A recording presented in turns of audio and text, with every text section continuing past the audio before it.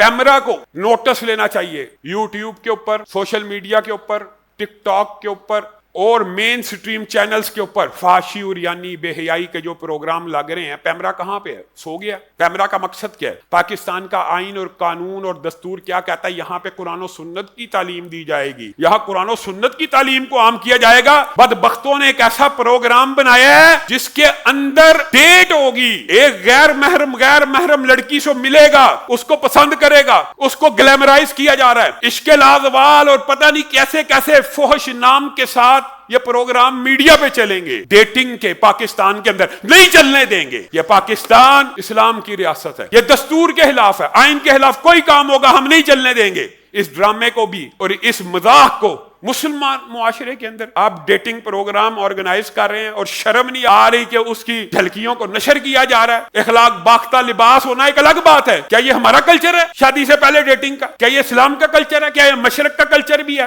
ایسے کسی پروگرام کو ہم ٹی وی پہ نہیں چلنے دیں گے انشاءاللہ۔ پہلے بھی اس طرح کے کنسرٹس کو اور اس طرح کے گندے فحش پروگراموں کے خلاف آواز کو بلند کیا تھا، اس کے خلاف بھی بلند کرتے رہے۔